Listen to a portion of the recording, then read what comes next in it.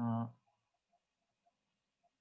দেখেন আমরা হচ্ছে আমাদের আগের ক্লাসে প্রফেশনাল ইথিক্স এর ব্যাপারগুলো কভার করছি, যে অ্যাজ এ ইঞ্জিনিয়ার হিসেবে আমাদেরকে কি কি ইথিক্যাল জিনিসপত্র মানতে হবে বা কোন কোন জিনিসগুলো খেয়াল রাখতে হবে, অনেকগুলা ক্যানন দেখছি, স্ট্যান্ডার্ড দেখছি, প্রিন্সিপাল দেখছি। আমরা আজকে একটা নতুন টপিক শুরু করতেছি, টপিকটার নাম হচ্ছে ইভালুয়েশন অফ বিডস। এরকম অনেক সময় দেখবেন যে বাইরের দেশগুলোতে অকশন হয়, মানে হচ্ছে ভ্যালুয়েবল বা মানে অ্যান্টিক টাইপের কিছু জিনিসপত্র বিক্রি হয় ওইখানে, হচ্ছে এরকম মানুষজন, যেটাকে বাংলায় বলা হচ্ছে নিলাম। তো নিশ্চয়ই অনেক সময় দেখছেন, টিভিতে দেখছেন বা মুভিতে দেখছেন বা নিউজে দেখছেন, যে এরকম নিলাম হয়, মানুষজন হচ্ছে বিট করে। কেউ সাপোজ একটা অ্যান্টিক জিনিসের জন্য 1 লাখ টাকা বললো, আরেকজন হচ্ছে 1,50,000 টাকা বললে, বা যে হচ্ছে বেশি দাম বলে তাকে হচ্ছে জিনিসটা দিয়ে দেওয়া হয় বা সে কিনতে পারে। তো এই বিডের ব্যাপারটা হচ্ছে আমরা আমাদের টেকনিক্যাল ফিল্ডে বা আমরা যখন প্রফেশনাল লাইফে, এই বিডের ব্যাপারটা আসলে এরকম না যে আমি কোথাও গিয়ে হচ্ছে এরকম মানে নিলাম হইতেছে, আমি নিলামে বলতেছি যে এত টাকা দিব, আমার থেকে আরেকজন মানে বললো যে বেশি টাকা দিবে, তার কাছটা দিয়ে দেওয়া হইলো, এরকম না আসলে ব্যাপারটা। ব্যাপারটা হচ্ছে, মনে করেন একটা অর্গানাইজেশনের, আচ্ছা আমার কথা কি শোনা যায়? জি স্যার, শোনা যাচ্ছে। জি স্যার। আমার স্ক্রিন কি দেখা যায়? জি স্যার। আচ্ছা, ব্যাপারটা হচ্ছে সাপোজ আপনি একটা অর্গানাইজেশনের পার্ট, আপনার অর্গানাইজেশন হচ্ছে একটা বিল্ডিং করবে। আমি আমাদের সিভিল ইঞ্জিনিয়ারিং এর পার্সপেক্টিভ থেকে এক্সাম্পলটা দিই, তাহলে বুঝতে সুবিধা হবে। তো এই যে একটা বিল্ডিং করবে আপনার অর্গানাইজেশন, এই বিল্ডিংটা করার জন্য অবশ্যই কি লাগবে? একজন কন্ট্রাক্টর লাগবে। ঠিক আছে, যে কন্ট্রাক্টর হচ্ছে লেবার টেবার এনে, ম্যাটেরিয়ালস এনে এই বিল্ডিংটা কনস্ট্রাকশন করবে। এখন এই বিল্ডিংটার ডিজাইন বা এই বিল্ডিংটার architectural plan, structural design, electrical design সব হচ্ছে আপনি করলেন, বা আপনাদের অর্গানাইজেশনের বাকি যারা অন্য ডিপার্টমেন্ট, অন্য ফিল্ডের ইঞ্জিনিয়াররা আছে, তারা মনে করেন কমপ্লিট করলো। বাট কনস্ট্রাকশন তো আপনারা নিজেরা করতে পারবেন না, কনস্ট্রাকশন করতে হবে কোনো একটা আলাদা মানে কন্ট্রাক্টর কোম্পানিকে দিয়ে। এখন আপনার কোম্পানি কি করবে? পেপারে একটা টেন্ডার বিজ্ঞাপন দিবে। ঠিক আছে, একটা টেন্ডার বিজ্ঞাপন দিবে যে সাপোজ আমি যদি বায়োস্টের জন্য বলি, যে বায়োস্ট একটা 5 তলা মানে বিল্ডিং করবে, যারা আগ্রহী কন্ট্রাক্টর কোম্পানি আছে তারা যোগাযোগ করেন। তো যারা এরকম বিভিন্ন কন্ট্রাক্টর কোম্পানি আছে তারা বায়োস্টে যোগাযোগ করবে, বায়োস্ট থেকে একটা ফর্ম কিনে নিয়ে যাবে, টেন্ডার ফর্ম। এই ফর্মটা মনে করেন আমরা বিভিন্ন দামে বিক্রি করি, কোনো সময় 1500 টাকা, কোনো সময় 500 টাকা, কোনো সময় 1000 টাকা। এটার একটা প্রাইস মানে মানে যে ইনস্টিটিউশন কাজটা করাবে তারা নিজেরা নিজেদের মতো করে ঠিক করে নেয়। এই যে কন্ট্রাক্টর কোম্পানিগুলো আছে তারা হচ্ছে বিভিন্ন মানে একটা এরকম টেন্ডার ফর্ম কিনে নিয়ে যাবে। ওই ফর্মের মধ্যে কি লেখা থাকবে?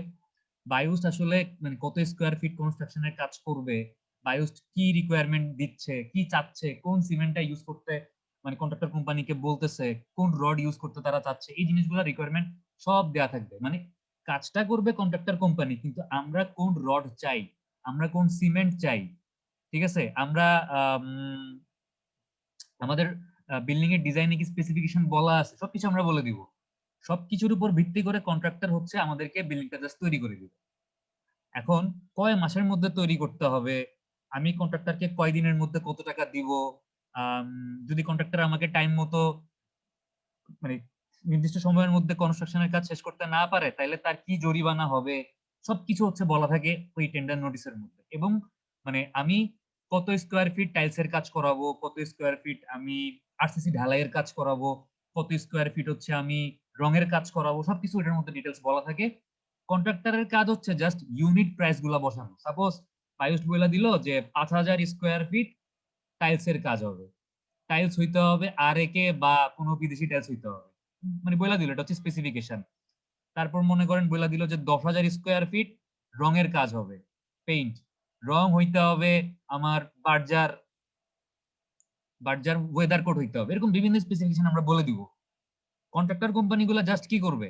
ইউনিট প্রাইস, যে তারা হচ্ছে পার স্কোয়ার ফিট রঙের কাজ করতে এত টাকা নিবে, তাহলে টোটাল 10,000 স্কোয়ার ফিটে তাদের এত টাকা লাগবে। তারা হচ্ছে এরকম একটা ফর্ম থাকে, মানে এখানে হচ্ছে বিভিন্ন আইটেম লেখা থাকে। সানভি আছেন? সানভি ক্লাস করতেছেন? আচ্ছা, মানে ও হয়তো দেখছে জিনিসগুলা, কারণ ওর মনে হয় প্র্যাকটিক্যাল কাজের সাথে জড়িত। আচ্ছা, 5,000 স্কোয়ার ফিট মনে করেন টাইলস। তো মানে এখানে স্পেসিফিকেশন বলা থাকে, স্পেক মনে করেন যে আর একে, ঠিক আছে। তো এখানে আরেকটা কলাম থাকে ইউনিট প্রাইস, আরেকটা কলাম থাকে হচ্ছে টোটাল প্রাইস। তারপর মনে করেন 10,000 স্কোয়ার ফিট পেইন্ট, ঠিক আছে।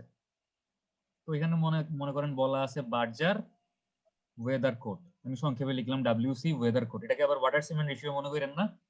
তো মনে করেন যে এরকম বিভিন্ন আইটেম হচ্ছে আমরা বলে দিব যে আমরা কি কি চাই। তো কন্ট্রাক্ট মানে কন্ট্রাক্টর কোম্পানিগুলো হচ্ছে বলে দেয় যে পার স্কোয়ার ফিট টাইলসের কাজ করতে আমাদের 100 টাকা লাগবে, তাহলে 50,000 মানে 5,000 স্কোয়ার ফিটের জন্য আমাদের 5 লাখ টাকা লাগবে। তারপর মনে করেন 10,000 স্কোয়ার ফিট পেইন্ট, তো কন্ট্রাক্টর কোম্পানি বলে দিবে যে পার স্কোয়ার ফিট রং করতে আমরা 50 টাকা নিব, মানে ম্যাটেরিয়াল প্লাস লেবার কস্ট সহ। কারণ রংটা কিন্তু কন্ট্রাক্টর কোম্পানি কিনে নিয়ে আসবে, এটা কিন্তু আমরা কিনে দিব না কন্ট্রাক্টর কোম্পানিকে। হ্যাঁ, অনেক সময় মানে অর্গানাইজেশন নিজেরাও কিনে দেয়, নিজেরা হচ্ছে ম্যাটেরিয়ালস কিনে দেয়, কন্ট্রাক্টর কোম্পানির কাজ থাকে জাস্ট লেবার দিয়ে কাজটা করানো। But most of the case বড় কাজগুলোর ক্ষেত্রে হচ্ছে আপনার ম্যাটেরিয়ালস কেনা, লেবার ম্যানেজ করা, লেবারকে দিয়ে কাজ করানো, সবকিছুই হচ্ছে কন্ট্রাক্টর কোম্পানি করে থাকে। তো আমি ধরলাম আন্দাজে যে 50 টাকা হচ্ছে আমার পার স্কোয়ার ফিট রঙের জন্য লাগবে। তো তাহলে টোটাল 10,000 স্কোয়ার ফিটের জন্য মানে কত টুকুর মানে টোটাল 10,000 স্কোয়ার ফিটের জন্য কত টাকা আসবে, ভ্যালুটা হচ্ছে এখানে লেখা দেয়, মানে কন্ট্রাক্টর কোম্পানি হচ্ছে লিখবে। তো এরকম মনে করেন বিভিন্ন কোম্পানি, মনে করেন সানবির কোম্পানি আছে, সানবি হচ্ছে একটা টেন্ডার সাবমিট করবে। ইলিয়াসের মনে করেন কোম্পানি আছে, ইলিয়াস একটা টেন্ডার সাবমিট করবে। মনে করেন যে রিফানের একটা কোম্পানি আছে, রিফান একটা টেন্ডার সাবমিট করবে। তো ওদের টেন্ডার গুলো হচ্ছে একটা বিড, মানে ওরা বিড করতেছে। তো ওদের এই বিড গুলা দেখে মানে মনে করেন যে সবচাইতে কম কস্টিং দিল হচ্ছে রিফান। এই তিনজনের মধ্যে সবচাইতে কম টাকা চাইছে কে? রিফান চাইছে। তার মানে কি কাজটা আমি রিফানকে দিয়ে দিব? রিফানকে আমি মানে শুধুমাত্র যে কস্টিং দেখলেই হবে ব্যাপারটা এরকম দেখেন, আরো অনেক কিছু দেখার ব্যাপার স্যাপার আছে। তো আজকে আমরা এই জিনিসটাই দেখবো যে একটা বিড কিভাবে ইভালুয়েট করতে হয়। মানে নর্মালি যদি আমরা চিন্তা করি তাহলে আমাদের মাথায় প্রথমে আসে যে যে সবচেয়ে কম টাকা বিড করবে, সবচেয়ে কম টাকা আমাকে কাজটা করে দেওয়ার জন্য অফার করবে, তাকেই আমি এই কন্ট্রাক্টটা দিব। বাট ব্যাপারটা আসলে এরকম না, এটার পাশাপাশি আরো অনেক কিছু খেয়াল রাখতে হয়। তো এই বিড কিভাবে ইভালুয়েট করে এটাই হচ্ছে আজকে আমাদের এই টপিক মেইন মানে দেখাশোনার বিষয় আর কি। তো দেখেন যে বিড ইভালুয়েশন এটার উদ্দেশ্যটা কি? উদ্দেশ্যটা হচ্ছে বা অবজেক্টিভটা কি? Secure goods or services at most economical cost.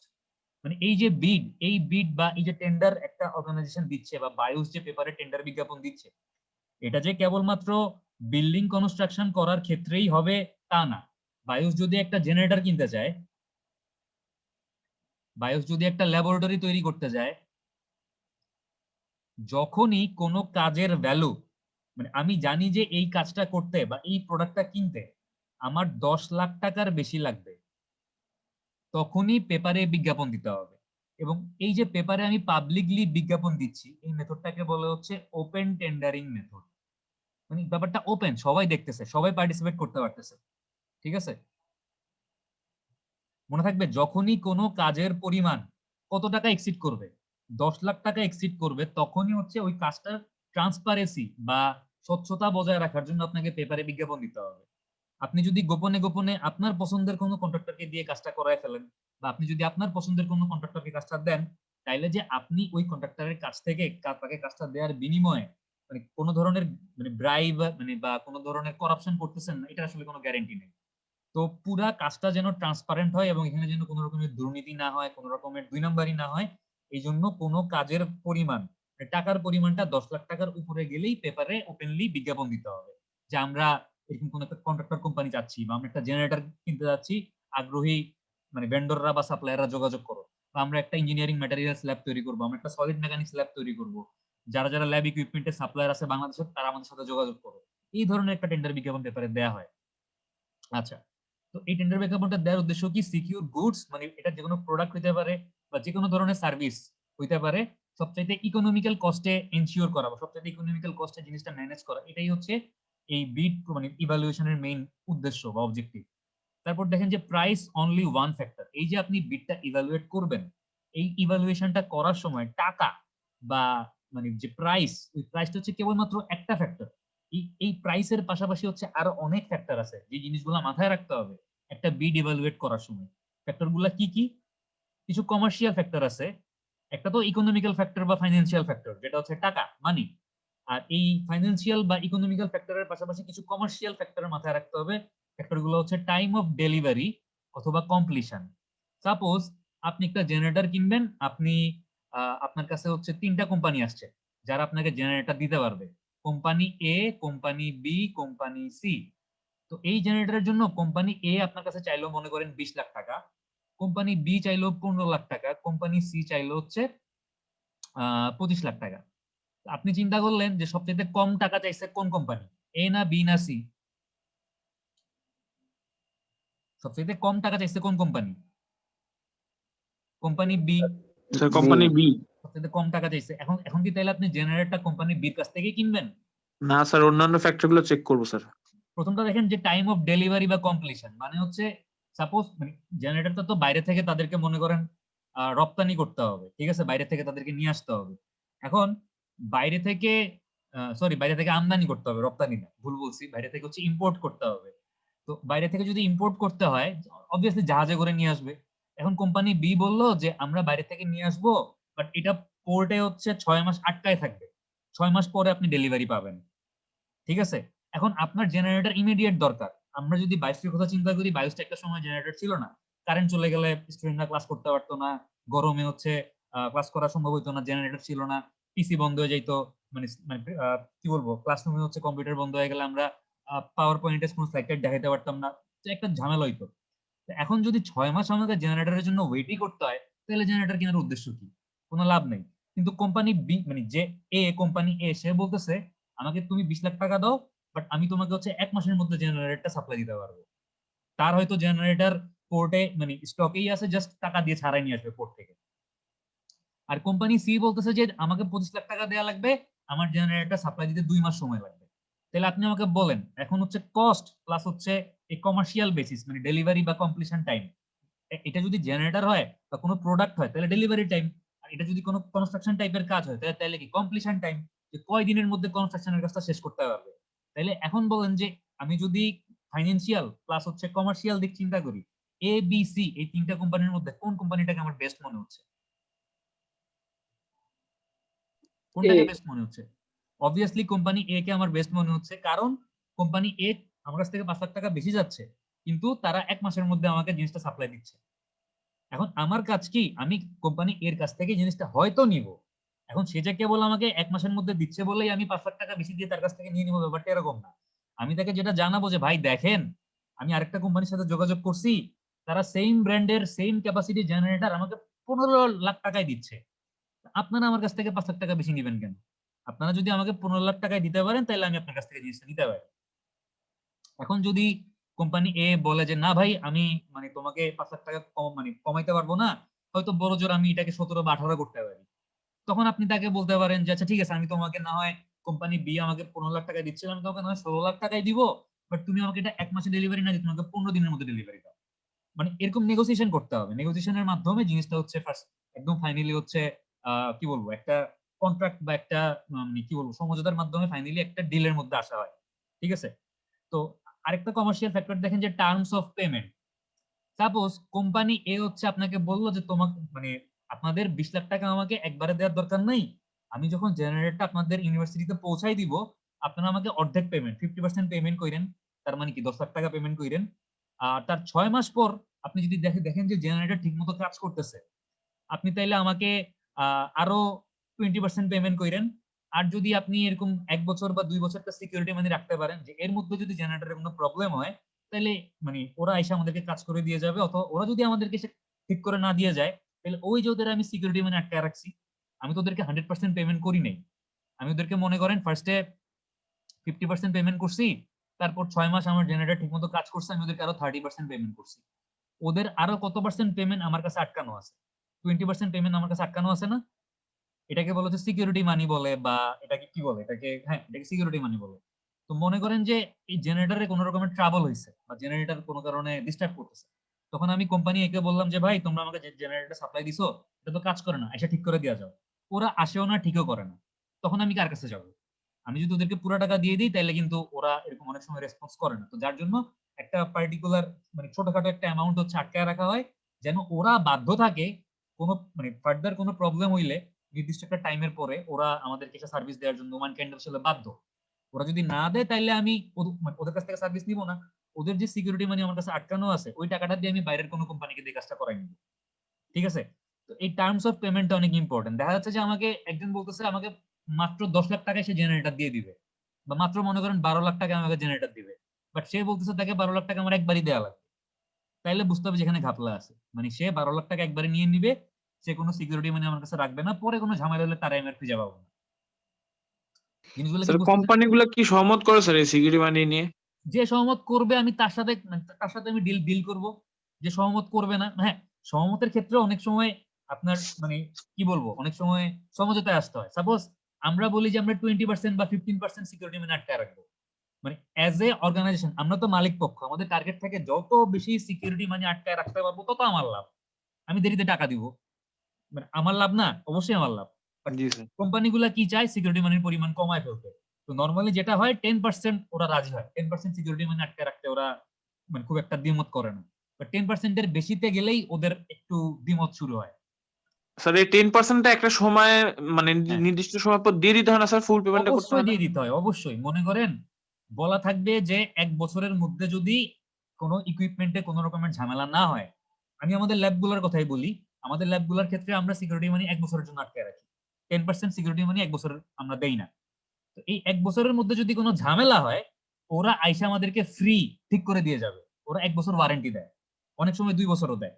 তো নর্মালি 1 বছর দেয়, যে 1 বছরের মধ্যে যদি কোনো ইকুইপমেন্টে কোনো রকমের ঝামেলা হয়, ওরা এসে উইদাউট এনি কস্ট, মানে ওরা আমাদের কাছ থেকে কোনো টাকা নিবে না, ওরা নিজেরা টাকা দিয়ে ঠিক করে দিয়ে যাবে 1 বছরের মধ্যে। এখন 1 বছরের মধ্যে আমার ইকুইপমেন্টে কোনো ঝামেলা হইলো না, ওদেরও আশা লাগলো না। 1 বছর পর ওরা ক্লেম করে যে ভাই আমরা আপনাদের কাছে একটা ল্যাবের ইকুইপমেন্ট সাপ্লাই দিছিলাম, কিন্তু আপনারা আমাদেরকে সিকিউরিটি ম্যাটার দেন নাই, ওটা দিয়ে দেন। তো আমরা যদি দেখি যে আমাদের ইকুইপমেন্টে কোনো, তখন আমরা কি করি, আরেকবার চেক করি যে আমাদের ইকুইপমেন্টে কোনো ঝামেলা আছে নাকি, ফাইনালি চেক করি। তখন যদি কোনো ঝামেলা ধরা পড়ে, আমরা তখন কি করি, আবার বলি যে আচ্ছা ঠিক আছে আপনার ইকুইপমেন্টে এই ঝামেলা আছে, আপনি ঠিক করেন, ঠিক করলে আমি আপনার টাকা দিচ্ছি। যদি ঝামেলা না না না থাকে ফাইন, তাহলে হচ্ছে তারা খুব ইজিলি টাকাটা পেয়ে যায়।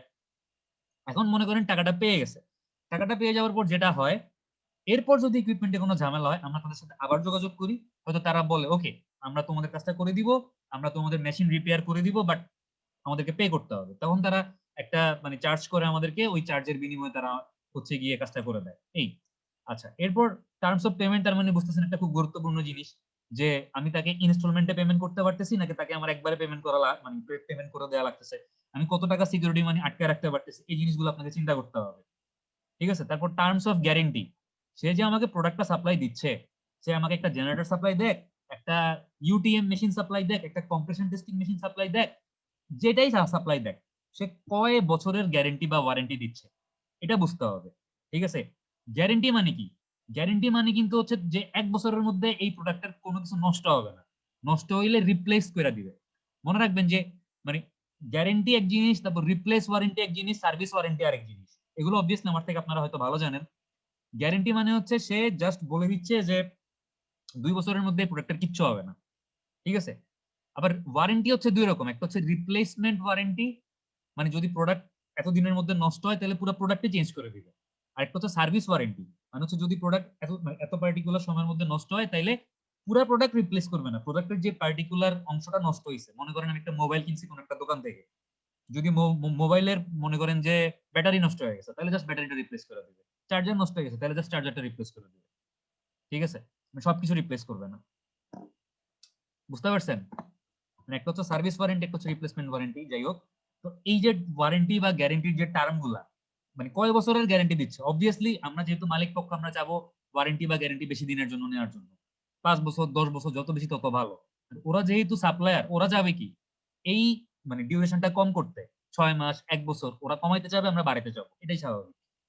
আচ্ছা, তাহলে কি কি কমার্শিয়াল ফ্যাক্টর গুলো মাথায় রাখতে হবে আশা করি বুঝতে পারছেন। একটা হচ্ছে গিয়ে কত দিনের মধ্যে কাজটা কমপ্লিট করবে বা কত দিনের মধ্যে প্রোডাক্টটা ডেলিভারি দিবে, তারপর হচ্ছে আমি কত ইনস্টলমেন্টে বা কিভাবে তাদেরকে পেমেন্টটা দিব, এবং লাস্টলি হচ্ছে কি কয় দিনের জন্য আমাকে সে গ্যারান্টি দিচ্ছে। সানভি আছেন? সানভি, সানভি জয়েন করে মিউট করে থাকেন না, আপনি কি আসছেন? না জি স্যার, আছে স্যার। অ্যাকচুয়ালি স্যার আমার মোবাইল একটু হ্যাং করে স্যার, এই জন্য একটু। সানভি, আপনারা যখন বিভিন্ন জায়গায় কাজ করেন আপনাদের সিকিউরিটি মানে আটকায় রাখে না? জি স্যার, আপনার এখান থেকে তো 1 বছর পরে নিলাম। হ্যাঁ, কত পার্সেন্ট সিকিউরিটি মানে আটকায় রাখছিল বায়োস্ট? স্যার 10%। 10% সিকিউরিটি মানে কয় বছর পর দিছে? 1 বছর। 1 বছর পর দিছে। জি আচ্ছা, স্যার। যদি এটা 2 বছর পর দিত বা 3 বছর পর দিত, আপনারা কি রাজি হইতেন কাজ করতে বাইস্টের সাথে? স্যার এটা তো ডিপেন্ড করে স্যার আমাদের আচ্ছা, সিকিউরিটি মানিটা কেন আটকে রাখছিল বায়ুস? স্যার কাটকে রাখছিল স্যার, এটা হলো 1 বছরের মধ্যে কোনো প্রবলেম হলে আমরা যে ফ্রি করে দিয়ে আসবো। হ্যাঁ হ্যাঁ, তার মানে বুঝতেছেন যে মানে কেন আটকায় রাখা হয়, এটা মালিক পক্ষ 1.5 জানে বছর যারা। পর্যন্ত চলে স্যার, কারণ হ্যাঁ, 2 বছর হয়ে গেলে স্যার ওটা একটু বেশি ইয়ে লাগে। আর যদি বায়ুস 10% থেকে এটা বাড়ায় 15% বা 20% করতে রাজি হইতেন? যদি আমাদের লাভের অংশটা যদি বেশি হতো তাহলে স্যার আমরা হ্যাঁ, অবশ্যই করতাম। মানে যদি কাজের অ্যামাউন্টটা বেশি হয় তাহলে রাজি হয় অনেক সময় কোম্পানি। জি স্যার। এটা আসলে ডিপেন্ড করে। আচ্ছা যাই হোক, আচ্ছা এবার দেখেন যে আমরা দেখলাম যে ফাইন্যান্সিয়াল ফ্যাক্টর, একটা তো হচ্ছে টাকা পয়সা, আর একটা হচ্ছে কমার্শিয়াল ফ্যাক্টর, যে কয়দিনের মধ্যে কাজটা কমপ্লিট করবে বা কয়দিনের মধ্যে ডেলিভারি দিবে, টার্মস অফ পেমেন্ট, মানে কিভাবে পেমেন্ট করতে পারবো, তারপর হচ্ছে ওয়ারেন্টি, কয়দিন হচ্ছে আমাকে ওয়ারেন্টি দিচ্ছে, এই জিনিসগুলো অবশ্যই মাথায় রাখতে হবে। এরপর কিছু আদার ফ্যাক্টরও আছে। আদার ফ্যাক্টরের মধ্যে দেখেন টেকনিক্যাল ফ্যাক্টর। শুধু যে টাকা পয়সা বা মানে কমার্শিয়াল ব্যাপার মাথায় রাখলে হবে তাও না, তিনটা জিনিস মাথায় রাখতে হবে একটা বিড ইভালুয়েট করার সময়। থার্ড ফ্যাক্টরটা হচ্ছে technical factor. Technical merit, capacity, productivity. আমি যেই কোম্পানিকে কাজটা দিচ্ছি ওই কোম্পানির আসলে কাজটা কমপ্লিট করার মতো কোয়ালিফিকেশন বা যোগ্যতা বা সামর্থ্য আছে কিনা। এরপরে ওই কোম্পানি আমাকে যদি একটা প্রোডাক্ট সাপ্লাই দেয়, একটা জেনারেটর সাপ্লাই দেয়, বা মনে করেন একটা মেশিনারি সাপ্লাই দিচ্ছে, ওই মেশিনারিজটার অপারেটিং কস্ট কিরকম, ওইটা চালাইতে গেলে আমার খরচ কেমন হবে। সাপোজ আমি 10 লাখ টাকা দিয়ে একটা জেনারেটর কিনলাম, এইটা হচ্ছে মাসে 30,000 টাকার তেল তেল কনজাম্পশন করতেছে। আর আমি 15 লাখ টাকার টাকা দিয়ে একটা জেনারেটর কিনলাম, যেটা মাসে হচ্ছে 10,000 টাকার তেল কনজাম্পশন করতেছে। তাহলে কোনটা ভালো লং রানে? বা আমি যদি দীর্ঘ সময়ের কথা চিন্তা করি, ফিউচারের কথা চিন্তা করি, তাহলে কোনটা বেটার? 10 লাখ টাকা দিয়ে জেনারেটর কিনে মাসে 30,000 টাকার তেল খরচ করা বেটার, নাকি 15 লাখ টাকা দিয়ে জেনারেটর কিনে মাসে 10,000 টাকার তেল খরচ করা বেটার? অবভিয়াসলি সেকেন্ড অপশনটা ভালো, কারণ এখানে অপারেশন কস্ট কম। তারপর মনে করেন মেইনটেনেন্স কস্ট। আপনি যদি একটা কম দামি জেনারেটর কিনেন, দেখা যাবে যে 2 মাস পর পর নষ্ট হচ্ছে, 2 মাস পর পর মিস্ত্রি ডাইকে আপনাকে এটা মেনটেন করা লাগতেছে। আপনি যদি একটু ভালো দাম দিয়ে ভালো জিনিস কিনেন তাহলে হয়তো ওইভাবে মেনটেনেন্স করতে হবে না। ঠিক আছে, মানে 6 মাস বা 1 বছর একবার মেনটেনেন্স করলেই হবে। তারপর ইফিসিয়েন্সি, মানে একটা মেশিন আপনি কিনছেন, ওটার কর্মদক্ষতা বা ইফিসিয়েন্সি আসলে কি রকম, এটাও বুঝতে হবে। প্লাস রিসেল ভ্যালু, আপনি যদি এটা 1 বছর ইউজ করে বা 2 বছর ইউজ করে পুনরায় বিক্রি করতে যান, আপনি এটা রিসেল ভ্যালু কেমন পাবেন।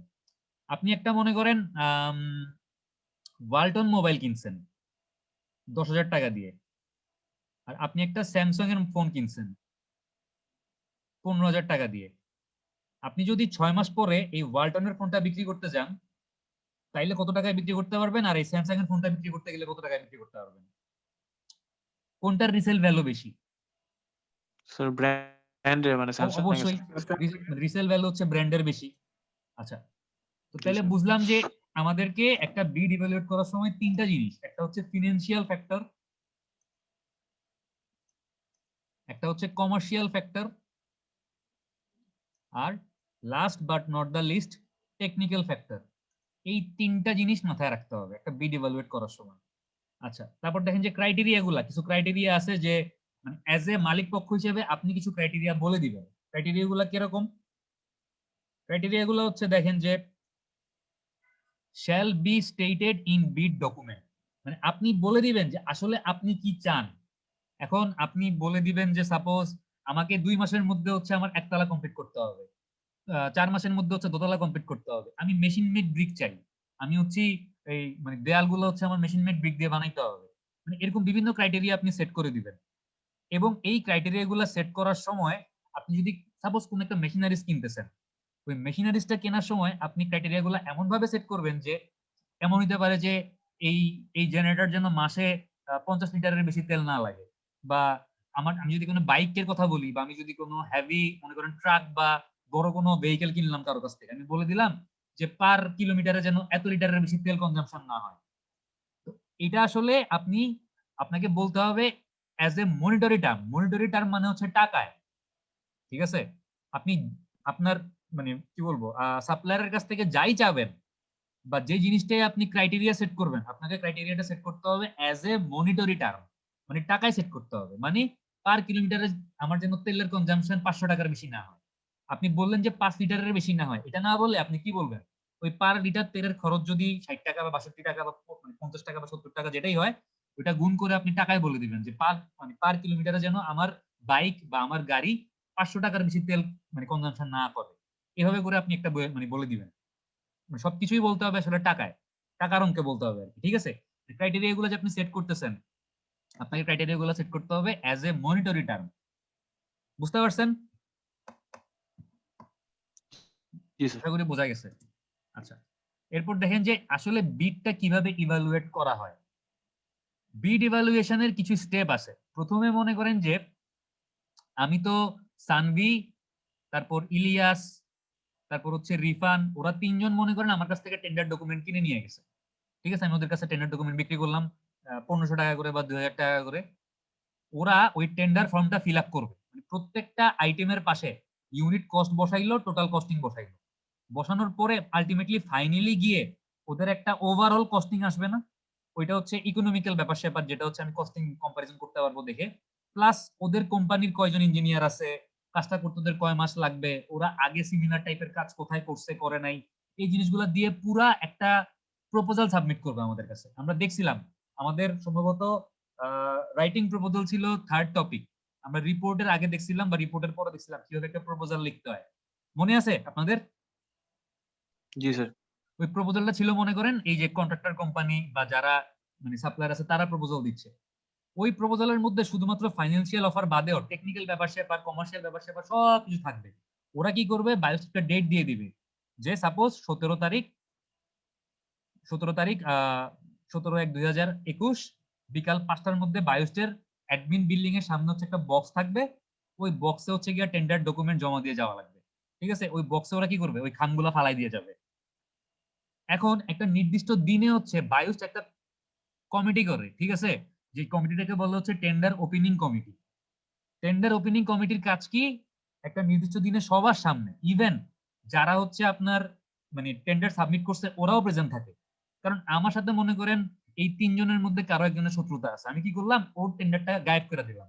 ও যে মানে টেন্ডার সাবমিট করছিল আমি আস্তে করে লুকায় ফেললাম, আমি ওকে এই মানে ইভ্যালুয়েশন প্রসেসে অংশগ্রহণ করতেই দিলাম না, তাহলে তো ব্যাপারটা ফেয়ার হইলো না। ব্যাপারটা যেন ফেয়ার থাকে এই জন্য হচ্ছে যারা টেন্ডার সাবমিট করছে, কারণ ও তো আমার কাছ থেকে 1500 টাকা দিয়ে টেন্ডার কিনে নিয়ে গেছে, তাইলে তো ওর 1500 টাকা পুরোটাই আসলে মানে নষ্ট হইলো।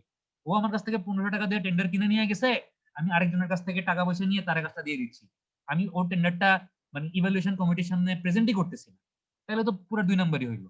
2 নাম্বারই যেন না হয় এই জন্য যারা টেন্ডার সাবমিট করছে আমি যখন টেন্ডার গুলা খুলবো তখন ওরাও প্রেজেন্ট থাকে, ঠিক আছে। এটাকে বলা হচ্ছে বিড ওপেনিং। আচ্ছা, বিড ওপেনিং হইলো, এর মানে আমি বক্স থেকে টেন্ডার গুলা বাইর করে টেন্ডার মানে এনভেলপ গুলা খুললাম, মানে বেডটা খুললাম। তারপর হচ্ছে এক্সামিনেশন। এইবার হচ্ছে আমাকে টেন্ডার গুলোর মধ্যে কম্পেয়ার করে দেখতে হবে যে কোন টেন্ডারটা ভালো, কে টেকনিক্যালি আমাকে বেস্ট অফার দিছে, কে ফিনান্সিয়ালি আমাকে বেস্ট অফার দিছে, কে কমার্শিয়ালি আমাকে বেস্ট অফার দিছে। এবং এই তিনটা জিনিস একসাথে কম্পেয়ার করে কাকে আমার বেস্ট মনে হচ্ছে এই জিনিসগুলো আপনাকে এখন চিন্তা করতে হবে। তো প্রথমেই দেখেন যে কস্ট কম্পারিজন, ঠিক আছে। আপনি কস্ট কম্পারিজন করার সময় আপনি কি করতেছেন, ফার্স্টে প্রাইস কম্পারিজন করতেছেন যে সানভি, ইলিয়াস আর রিফান এই তিনজনের মধ্যে সবচেয়ে কম প্রাইস কে বিট করছে বা কে কোট করছে, এটাকে মানে কোটেশন দেওয়া বলে। সবচেয়ে কম প্রাইস হচ্ছে কে কোট করছে, ওকে। আমি দেখলাম সবচেয়ে কম প্রাইস কোট করছে মনে করেন রিফান, ঠিক আছে। ও সবচেয়ে কম ফাইন্যান্সিয়াল অফারটা আমাকে দিছে, সবচেয়ে ইকোনমিক্যাল অফারটা আমাকে রিফান দিছে। এরপর আমি যদি প্রাইস এবং কমার্শিয়াল দিক চিন্তা করি, মনে করেন ইলিয়াস হচ্ছে আরেকটু বেশি প্রাইস চাইছে, কিন্তু কমার্শিয়াল দিক চিন্তা করলে ইলিয়াসকে আমার বেটার মনে হচ্ছে। কারণ ইলিয়াস হচ্ছে খুব তাড়াতাড়ি কাজটা কমপ্লিট করতে মানে পারবে বলছে। প্লাস ইলিয়াসের হচ্ছে ওই যে পেমেন্ট কন্ডিশন গুলা, ইলিয়াস আমার কাছ থেকে আহ, বারবার ইনস্টলমেন্টে টাকা নিবে, বাট রিফান্ড বলছে তাকে একবারে টাকা দেওয়া লাগবে। তো আমি যদি প্রাইস এবং কমার্শিয়াল এই দুইটা অপশন চিন্তা করি তাহলে আমার কাছে মনে হচ্ছে এই তিনজনের মধ্যে ইলিয়াস বেটার। বাট আমি যখন তিনটা জিনিস একসাথে কম্পেয়ার করতেছি, প্রাইস, কমার্শিয়াল এবং টেকনিক্যাল, প্রাইসের দিক থেকে মনে করেন সানভি মোটামুটি সেকেন্ড পজিশনে আছে বা 3rd পজিশনে আছে, সে মনে করেন একটু বেশি টাকা চাইছে। কমার্শিয়াল দিক থেকে আমি দেখতেছি যে সানভি মোটামুটি মানে ইলিয়াস কাজটা করতে পারবে 2 মাসে বলছে, বাট সানভি বলছে ওর 4 মাস লাগবে। তার মানে কমার্শিয়াল দিক থেকে সানভি আসলে আগায় নেই, সানভি একটু পিছায় আছে। বাট টেকনিক্যাল দিক থেকে মনে করেন সানভি সবচেয়ে আগে আছে, ওর ইঞ্জিনিয়ার ভালো, ওর লেবার বেশি আছে, ও আমাকে ভালো সিমেন্ট দিবে, ভালো রড দিবে। তাইলে এই তিনজনের মধ্যে আলটিমেটলি এই তিনটা দিক বিবেচনা করে আমি সানভি, ইলিয়াস আর রিফানের মধ্যে আমি সানভিকে ঠিক করলাম যে কাজটা সানভির কোম্পানি পাবে, বুঝতে পারছেন? আচ্ছা, এই তিনটা জিনিস কম্পেয়ার করে আপনাকে সবচাইতে লোয়েস্ট ইভালুয়েটেড বিড, মানে যে সবচাইতে লোয়েস্ট টাকা চাইছে তাকে কাজটা দিতে হবে। শুধু টাকা না, মানে এখানে আসলে মানে শুধু ফাইন্যান্সিয়াল অফার না, এখানে কমার্শিয়াল প্লাস টেকনিক্যাল অফার গুলো আছে। সবকিছু চিন্তা করে যাকে আপনার বেস্ট মনে হচ্ছে তাকে হচ্ছে আপনাকে কাজটা দিতে হবে। এরপর আপনাকে দেখতে হবে যে এই সানভি, মনে করেন সানভির কোম্পানিকে আপনি ঠিক করবেন কাজটা দেওয়ার জন্য।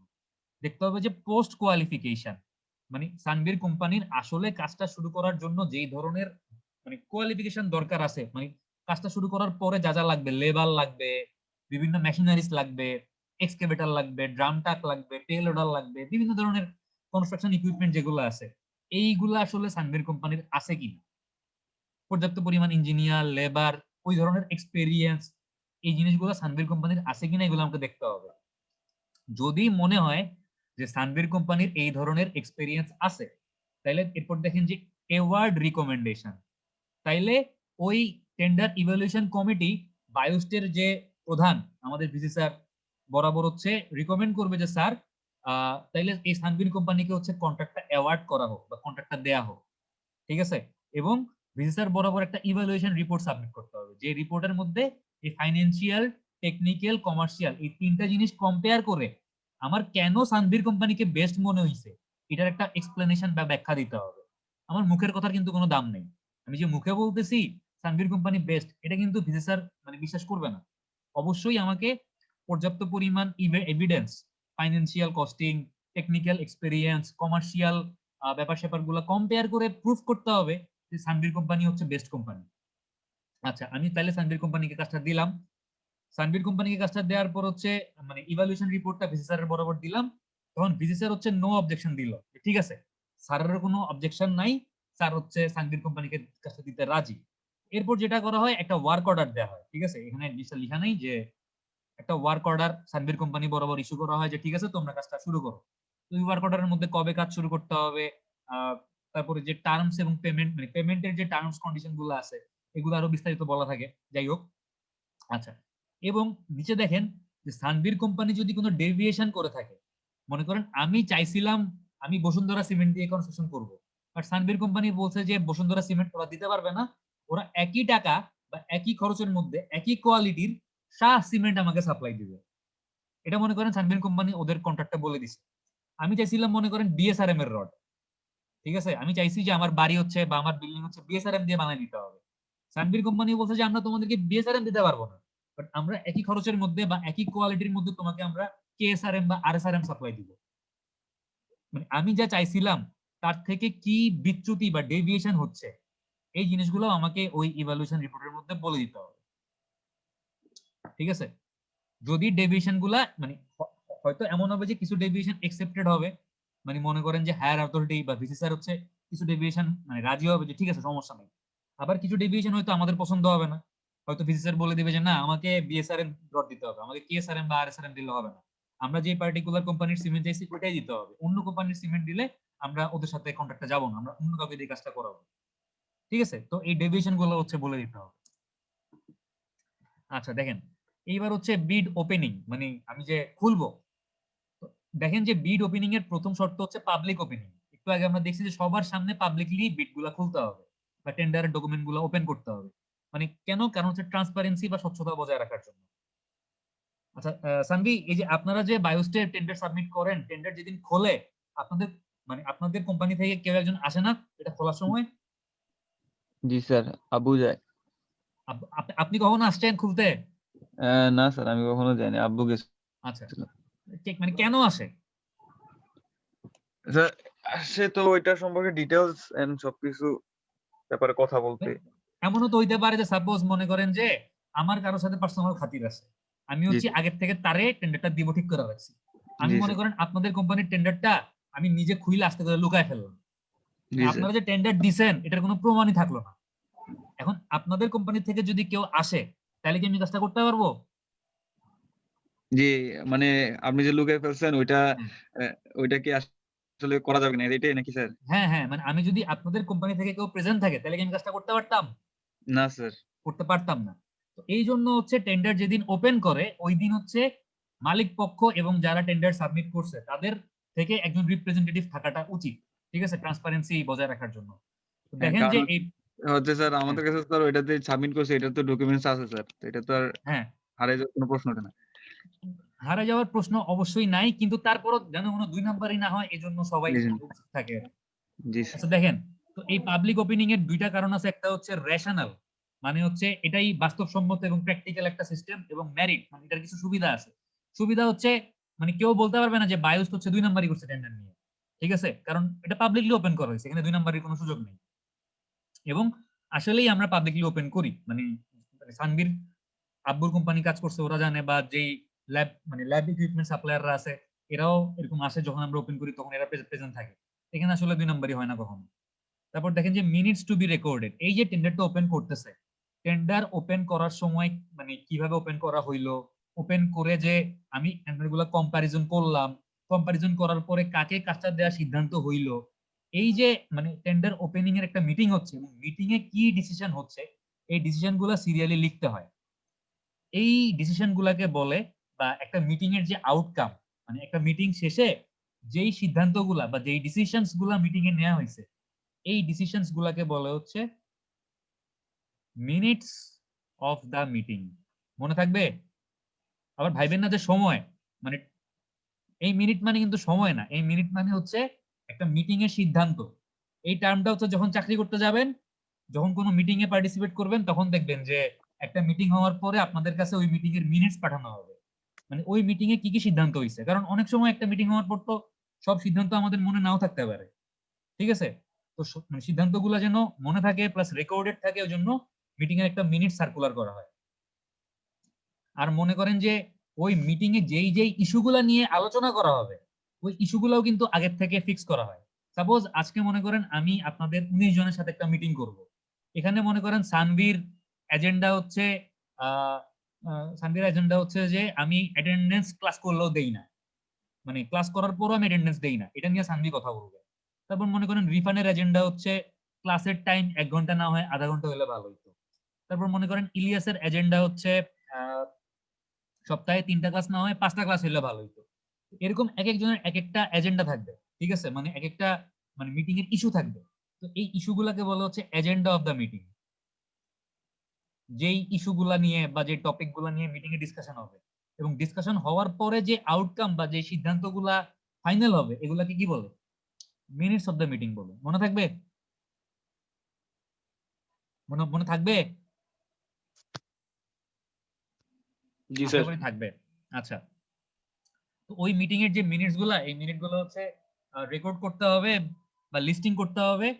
তারপর দেখেন যে এই পাবলিক ওপিনিং এ আরেকটা মানে আরেকটা বড় ক্রাইটেরিয়া হচ্ছে সিঙ্গেল এনভেলপ সিঙ্গেল স্টেজ। মানে প্রত্যেকটা টেন্ডার মানে কন্ট্রাক্টর কোম্পানি কিন্তু একটা এনভেলপই জমা দিচ্ছে, একটা এনভেলপের মধ্যেই তাদের সব ডকুমেন্ট গুলো থাকতেছে, এবং এই এনভেলপটা ইভালুয়েট বা এই টেন্ডার ডকুমেন্ট গুলো ইভালুয়েট করতেছে করা হচ্ছে কিন্তু একটা স্টেজেই। মানে আমি একটা মিটিং এই বা একটা প্ল্যাটফর্মে কিন্তু সবগুলা খুলতেছি, এমন না যে মানে আজকে আমি একটা টেন্ডার ডকুমেন্ট খুললাম, পরের দিন বা তার পরের দিন হচ্ছে আরেকটা টেন্ডার ডকুমেন্ট আমাদের কোম্পানি দিয়ে আরেকজন খুললো। মানে এখানে আসলে বায়াস ডিসিশন নেওয়ার কোনো সুযোগ নেই। যতজন টেন্ডার সাবমিট করবে প্রত্যেকে হচ্ছে একটা ইন্ডিভিজুয়াল খামে তাদের সবার ডকুমেন্ট, মানে মনে করেন যে সানভীর কোম্পানি একটা খামের মধ্যে, এটা একটা খাম মনে করেন, এই খামের মধ্যে যত ডকুমেন্ট আছে ও সব এই একটা খামের মধ্যেই সাবমিট করলো। এবং আমি এরকম যত অন্যান্য কোম্পানিগুলো তাদের ডকুমেন্ট সাবমিট করছে সবার ডকুমেন্ট একই দিনে একই সময় একই সাথে ওপেন করতেছি। তো এই মানে সিঙ্গেল এনভেলপের মধ্যে কি কি থাকবে? বিড ফর্ম, ওই যে একটা লিস্ট বললাম যে আইটেমের বর্ণনা থাকবে, ইউনিট প্রাইস থাকবে, টোটাল টোটাল প্রাইস থাকবে, এই বিড ফর্ম থাকবে। তারপর টেকনিক্যাল ডেটা, মানে আমি টেকনিক্যাল স্পেসিফিকেশন, আমি কোন সিমেন্ট চাচ্ছি, আমি কোন রড চাচ্ছি, রডের টেনসাইল স্ট্রেংথ কত হইতে হবে, সিমেন্টের আপনার ইনিশিয়াল সেটিং টাইম কত হইতে হবে, ফাইনাল সেটিং টাইম কত হইতে হবে, মনে করেন আমি এগুলো বলে দিচ্ছি।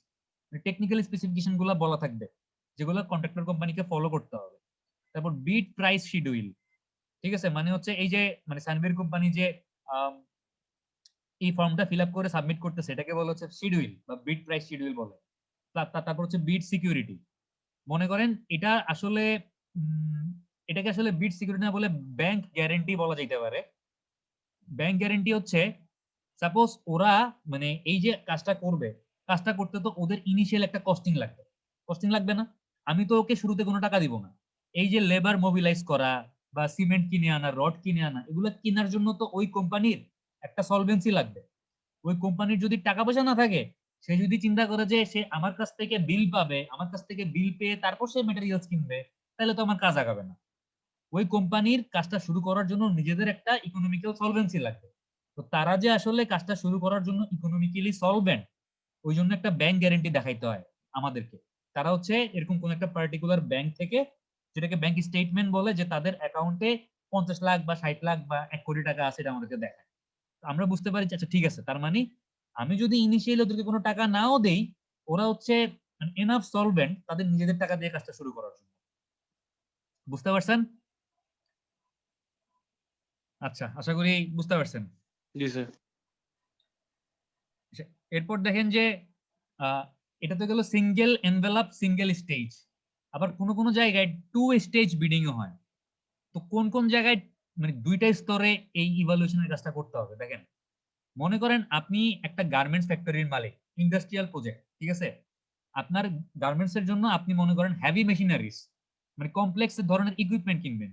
আমি যদি গার্মেন্টস এর এক্সাম্পল না দিয়ে বায়োস্টার এক্সাম্পল দিই, আমাদের যে ল্যাবগুলো আছে, আমরা যখন কোনো ল্যাবের ইকুইপমেন্ট কিনি, আমরা কিন্তু ল্যাবের ইকুইপমেন্ট গুলার স্পেসিফিকেশন অনেক ক্ষেত্রেই আসলে জানি না। আমি যে একটা ইউটিএম মেশিন কিনতেছি, এটা যে 2000 কিলো নিউটন লোড দিতে পারবে বা 2000 কিলো নিউটন যেটার ক্যাপাসিটি লাগবে, এটা কিন্তু আমি জানতাম না। আমি যে একটা কম্প্রেশন টেস্টিং মেশিন কিনতেছি, এটার যে 1000 কিলো নিউটন ক্যাপাসিটি হইতে হবে, এটাও কিন্তু আমি জানতাম না। এই জিনিসগুলা ঠিক করার জন্য বা বাজারে আসলে কোন কোন স্পেসিফিকেশনের ইকুইপমেন্ট আছে, এই আইডিয়া তো আমার নাই, কারণ আমি তো ইকুইপমেন্ট নিয়ে ডিল করি না। হয়তো আমার আজকে লাগতেছে দেখে আমি কিনতেছি, মানে আমি কেনার পরে হয়তো আমি আস্তে আস্তে জিনিসটার সাথে ইউজ টু হবো। তো যেহেতু আমার ইকুইপমেন্টের স্পেসিফিকেশন জানা নাই, আমি যেটা করতে পারি, বিভিন্ন সাপ্লায়ারের সাথে একটা মিটিং করতে পারি। আচ্ছা, আপনারা বলেন যে বাজারে কোন কোন স্পেসিফিকেশন বা কিরকম ক্যাপাসিটির মেশিনারিজ আছে। তো তারা আমাকে আইডিয়া দিবে যে আপনার যদি মানে এরকম কাজ করা লাগে, তাহলে আপনি এরকম ক্যাপাসিটির মেশিন কিনেন, আপনার যদি এরকম কাজ করা লাগে, তাহলে আপনি এরকম ক্যাপাসিটির মেশিন কিনেন। তো তাদের সাথে কথা বলে প্রথম স্টেজে আমি হচ্ছে এরকম বিভিন্ন ইকুইপমেন্টের স্পেসিফিকেশন গুলো ঠিক করব, ঠিক আছে? এবং দেন আমি ওই স্পেসিফিকেশন ইউজ করে সেকেন্ড স্টেজে হচ্ছে আপনার পেপারে বিজ্ঞাপন দিব, এবং বিভিন্ন সাপ্লায়ার বা বিভিন্ন কোম্পানি হচ্ছে আমার সাথে ওই স্পেসিফিকেশনের এগেইনস্টে তাদের বিড গুলা বা তাদের কোটেশন গুলা সাবমিট করবে। আশা করি বুঝতে পারছেন কেন 2 স্টেজ বিডিংটা করলাম, কেন করছি। 2 স্টেজ বিডিংটা কেন করছি? কারণ অনেক সময় ইকুইপমেন্ট কেনার ক্ষেত্রে প্রথম অবস্থায় আমি জানি না আসলে আমার কি স্পেসিফিকেশনের ইকুইপমেন্ট লাগবে।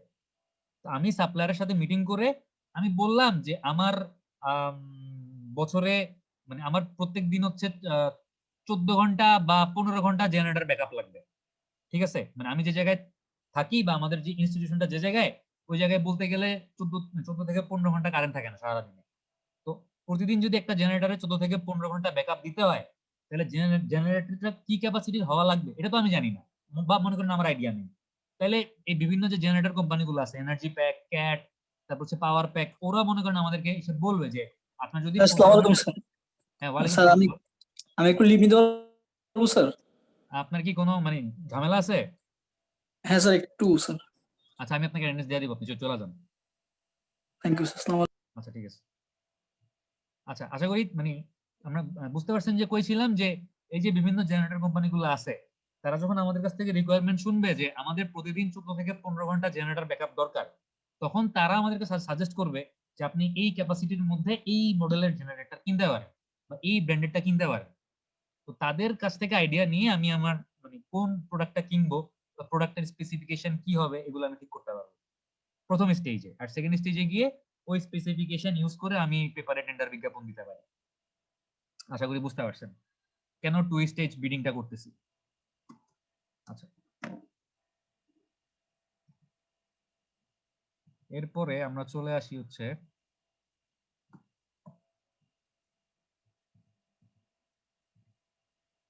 2 স্টেজ বিডিং গেল। আচ্ছা, 2 স্টেজ বিডিং এর পরে দেখেন যে প্রিলিমিনারি এক্সামিনেশন, মানে হচ্ছে মানে এই যে এক একটা কোম্পানি আমাদের কাছে টেন্ডার ডকুমেন্ট সাবমিট করছে, এক একটা ডকুমেন্ট 200 থেকে 300 পেজ বা এরকম আরো কম বেশি হইতে পারে। আমার পক্ষে তো প্রত্যেকটা কোম্পানির ডকুমেন্ট 200 থেকে 300 পেজ পড়া আসলে পসিবল না। ফার্স্টে আমাকে একটা মানে স্ক্রুটিনাইজিং করতে হবে, মানে প্রথম দর্শনেই কিছু টেন্ডার বিজ্ঞাপন আমাকে বাতিল করতে হবে, যাদের মনে করেন যে কোনো ফ্ল আছে বা যারা ঠিক মতো টেন্ডার সাবমিট করে নাই, বা যাদেরকে আমার কোয়ালিফাইড মনে হচ্ছে না, তো মনে করেন 10টা কোম্পানি হচ্ছে, মনে করেন 1 2 3 4 5 6 এরকম 10টা কোম্পানি আমার কাছে তাদের টেন্ডার সাবমিট করছে। আমি প্রথমে একটা ক্রাইটেরিয়া সেট করব যে এই ক্রাইটেরিয়া ফুলফিল না হইলে আমি বাদ দিব। ঠিক আছে, একটা প্রিলিমিনারি এক্সামিনেশন করব। তো প্রিলিমিনারি এক্সামিনেশনে দেখেন যে আমাকে ক্ল্যারিফাই করতে হবে আমি যে জিনিসগুলা পারমিসিবল করছিলাম যে তোমরা এইটা করতে পারবা, তোমরা শাহ সিমেন্ট দিতে পারবা, তোমরা বসুন্ধরা সিমেন্ট দিতে পারবা, বাট তোমরা মানে অন্য কোনো সিমেন্ট যে সিমেন্টে হচ্ছে ফ্লাই অ্যাশ বেশি এই ধরনের কোনো সিমেন্ট দিতে পারবা না। আমাকে দেখতে হবে আমি যে জিনিসগুলো পারমিসিবল করছিলাম এবং যে এই জিনিসগুলো ওয়ারেন্টেড মানে বলেছিলাম যে এগুলো করতে পারবে না, মানে প্রহিবিটেড বা ফরবিডেন বলে দিছিলাম, এই জিনিসগুলো তারা ঠিকমতো মেনটেন করছে কিনা, আমি যা চাইছি ওইগুলো আছে কিনা, এবং আমি যেগুলো বাদ দিতে বলছি, যে জিনিসগুলো করা যাবে না বলছি, এই জিনিসগুলো তারা বাদ দিছে কিনা এগুলো খেয়াল রাখতে হবে। তারপর can not change substance of bid or price, আমাকে মানে এটা দেখতে হবে যে আমি আসলে যা চাইছি, আমি চাইছি মনে করেন আমি চাইছি হচ্ছে পাওয়ার প্যাকেজ জেনারেটর, বাট তারা বলতেছে আমাকে অন্য কোনো মানে কোম্পানির জেনারেটর দিয়ে দিবে, বা তারা আমাকে ফার্স্টে বলছিল যে 15 লাখ টাকা জেনারেটর দিবে, মানে 15 লাখ ইনিশিয়ালি তারা আমাকে বারবারই জানাইছিল যে তাদের জেনারেটরটার প্রাইস হচ্ছে 15 লাখ টাকা, এখন আমি দেখতেছি তারা জেনারেটরের দাম বাড়াই দিচ্ছে। তো তারা এরকম কোন রকমের কোন সাবস্টেন্স অল্টারেশন করতেছে কিনা বা প্রাইস অল্টারেশন করতেছে কিনা এই জিনিসগুলো প্রিলিমিনারি চেক করতে হবে। তারপর দেখেন যে কনফিডেন্সিয়ালিটি, আমাকে সর্বস্তরে এই টেন্ডারের কনফিডেন্সিয়ালিটি বা গোপনীয়তা রক্ষা করতে হবে। আমি এক কোম্পানি মানে মনে করেন সানভি আমার কাছে চাইছে কাজটা করার জন্য 1 কোটি টাকা, ও ইলিয়াসকে বলতে পারবে না যে 1 কোটি টাকা আমার কাছে চাইছে। ওরা ওরা যদি সিন্ডিকেট বানায় ফেলে, দেখা গেল সানভি ইলিয়াস আর রিফান মিলে সিন্ডিকেট করলো, সানভি চাইলো 1 কোটি টাকা, রিফান চাইছে হচ্ছে 1.5 কোটি টাকা, আর মনে করেন ইলিয়াস ইচ্ছা করে চাইলো 50 লাখ টাকা, মানে একটু বেশিই কম চাইলো। তো আমার কাছে মনে হয় যে ইলিয়াসের কোম্পানি তো অনেক ভালো, সবচেয়ে কম টাকা দিয়েছে, আমি ওর কাজটা দিয়ে দিই। মানে এরকম সিন্ডিকেট যেন করতে না পারে এজন্য কারা কারা টেন্ডার সাবমিট করছে এই ইনফরমেশন গুলো ডিসক্লোজ করা যাবে না। মানে সানভি জানবে না যে ইলিয়াস আর রিফান সাবমিট করছে, রিফান জানবে না যে সানভি আর ইলিয়াস সাবমিট করছে, ইলিয়াস জানবে না যে রিফান আর সানভি সাবমিট করছে। ঠিক আছে, মানে কনফিডেন্সিয়ালি মেইনটেইন করতে হবে, এটা খুবই ইম্পর্টেন্ট। তারপর দেখেন যে এক্সামিনেশন অফ বিড, মানে আমি যখন প্রিলিমিনারি এক্সামিনেশন করব আমাকে কি কি জিনিস মাথায় রাখতে হবে, বিডটা কি কমপ্লিট কিনা, মানে সবকিছু ঠিকমতো ফিল আপ করছে কিনা এবং সাইন কিনা, মানে সবকিছু ফিল আপ করার পরে ওই কন্ট্রাক্টর কোম্পানির যে রিপ্রেজেন্টেটিভ বা যিনি মালিক বা চেয়ারম্যান উনি প্রপারলি সাইন সিগনেচার করছে কিনা এটা দেখতে হবে। বিড সিকিউরিটি অ্যাটাচড, এই যে বললাম ব্যাংক গ্যারেন্টি, মানে ব্যাংকে যে তাদের জামানত আছে এত লাখ টাকা, বা তারা যে সলভেন্ট, এই ধরনের কোনো সিকিউরিটি অ্যাটাচ আছে কিনা। আচ্ছা, একটা জিনিস খেয়াল রাখবেন যে একটা তো যাচ্ছে যে ব্যাংক সলভেন্সি, মানে হচ্ছে ব্যাংকে পর্যাপ্ত পরিমাণ টাকা আছে কিনা প্রজেক্টটা শুরু করার জন্য। আবার অনেক সময় অনেক বড় বড় কাজের ক্ষেত্রে মনে করেন আপনি 500 কোটি টাকার একটা প্রজেক্ট করবেন, তো যেই কন্ট্রাক্টর কোম্পানি কাজ পায় তাদেরকে মিনিমাম মানে মনে করেন যে 50 লাখ টাকা ব্যাংকে জামানত রাখতে হয়, জামানত। কারণ মানে তারা হচ্ছে বায়োস্টের নামে ব্যাংকে 50 লাখ টাকা জামানত রাখবে। কেন জামানত রাখবে? তারা দেখা গেল যে এই 500 কোটি টাকার প্রজেক্টের অর্ধেক কাজ করে মানে ভাইয়া গেল, বা তারা আর কাজটা করতে পারতেছে না, তাদের কোম্পানির ওই সামর্থ্য নাই। তো তারা যখন কাজটা বন্ধ করে দিচ্ছে আমার তো ক্ষতি হচ্ছে, আমি তো পিছায় যাচ্ছি, আমার যে ক্ষতিটা হচ্ছে ওই ক্ষতিটা আমি পোষাবো কেমনে, আমি যেন আমার ক্ষতিটা পোষাইতে পারি এই জন্য একটা জামানতের টাকা, বা কোম্পানি যেন অর্ধেক কাজ করে পালাইতে না পারে এই জন্য একটা জামানতের টাকা হচ্ছে, বা সিকিউরিটি মানি যেটাকে বলে, মানে একটা তো হচ্ছে আমি নিজে কেটে রাখতেছি, আরেকটা হচ্ছে এরকম আপনার ব্যাংকে জামানত রাখতে হয়। ঠিক আছে, তো এরকম জামানত রেখে ওইটার ডকুমেন্টটা অ্যাটাচ করছে কিনা এটা দেখতে হবে। তারপর কম্পিউটেশনাল এরর, অনেক সময় দেখা যায় যে মনে করেন আপনার এরকম আইটেম গুলা যোগ করার সময় আপনার রঙের খরচ লিখছে 50 টাকা, টাইলস এর খরচ লিখছে 100 টাকা, দুইটা যোগ করে লেখা দিছে মনে করেন 300 টাকা লেখা দিছে, বাট আলটিমেটলি হওয়ার কথা তো 150। মানে ফাইনাল ফিগারটা অনেক সময় যোগ করলে মিলে না, একটু চেক করে দেখতে হবে যে এরকম যোগ বিয়োগে কোনো ভুল আছে কিনা, কারণ এরকম যদি যোগ বিয়োগে কোনো ভুল থাকে তাহলে আলটিমেটলি ফাইনালি একটা বিশাল ঝামেলা হয়। মানে দেখা গেল যে তারা পার স্কোয়ার ফিট টাইলস এর খরচ দিয়ে রাখছে 500 টাকা, পার স্কোয়ার ফিট রঙের খরচ দিয়ে রাখছে 50 টাকা, যোগ করে তারা বলছে তাদের 400 টাকা লাগবে রং প্লাস টাইলস মিলায়, অথচ সে মানে টাইলস এর খরচ ছিল পার স্কোয়ার ফিট 500 টাকা। তো পরে যখন আপনি বলবেন যে তুমি তো আমারে বলছিলে আর রঙের খরচ আর টাইলস এর খরচ দুইটা মিলায় 400 টাকা, সে তখন আপনারে বলবে যে ভাই আমরা তো যোগে ভুল করছি, আমি আপনার কাছে টাইলস এর খরচে চাইছি 500 টাকা, সে আপনার কাছ থেকে দাবি করবে কত? 550 টাকা দাবি করবে তখন। তো যেন বেশি চাইতে না পারে, এই জন্য এই যোগফলগুলো ঠিক আছে কিনা এগুলো চেক করতে হবে।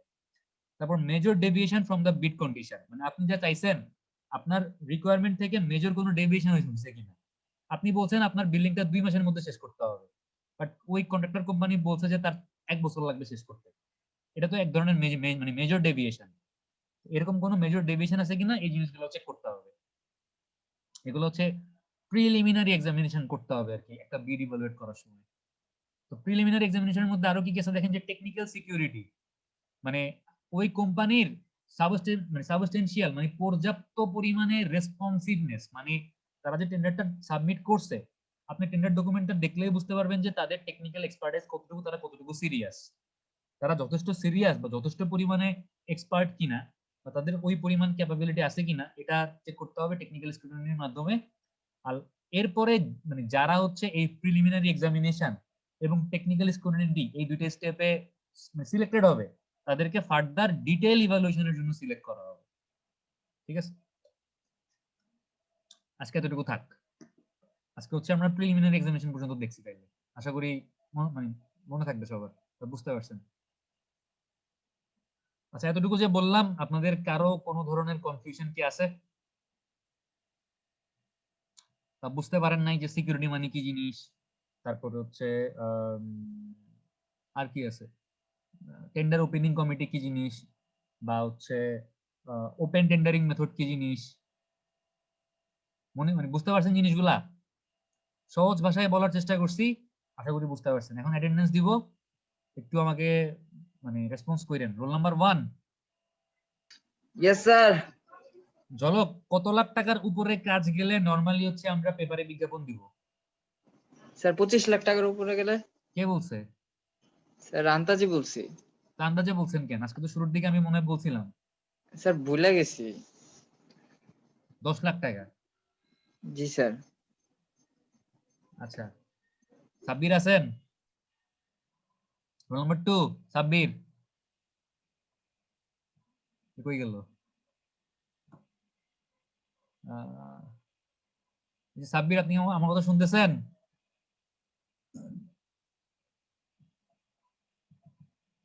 আচ্ছা, সাব্বিরকে বললেন ওকে অ্যাবসেন্ট দেওয়া হয়েছে। রোল নাম্বার 3 সুদীপ্ত আছেন? সুদীপ্ত, আপনি পরীক্ষা দেন নাই কেন? স্যার আমি আমার পিসাবু মারা গেছিল তো আমি ওখানে গেছিলাম স্যার, কর্মে গেছিলাম স্যার ওই জন্য। আচ্ছা আচ্ছা আচ্ছা, ঠিক আছে। রোল নাম্বার 4 আদনান আছেন? জি স্যার। আদনান, সিকিউরিটি মানে কি জিনিস? স্যার বলতে পারতেছি না স্যার। কেন? স্যার ঠিক মতো শুনি নাই স্যার। কেন শুনেন নাই? স্যার আমি রাস্তায় তো স্যার এই জন্য শুনতে পারি নাই। আচ্ছা, আমি আপনাকে প্রেজেন্ট দিছি, সমস্যা নেই, ঠিক আছে। রোল নাম্বার 5 ইফতেখার আছেন? জি স্যার।